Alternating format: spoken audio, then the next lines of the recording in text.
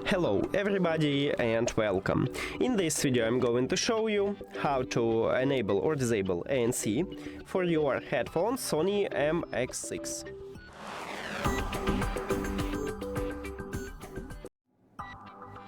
You have to start by open Sony SoundConnect application, and if you add your headphones to the application, you will see the same menu as I have. Now we have a few options how to enable it, and this is the first one, is to use an application and just tap right here at the noise cancelling, and we just enable it. But also we can use a control, and right here at the left ear cup we have a button to ambient sound control. It's called ANC and AMB. So you just press one time and you will swap to ANC. Now I put it on my head and I will show it to you how it works. That it works. Now I press one time on it and I just enable ANC. If I press again, I will swap to transparency mode, and if I press again, I will swap to ANC. But we can change it to turn off this mode.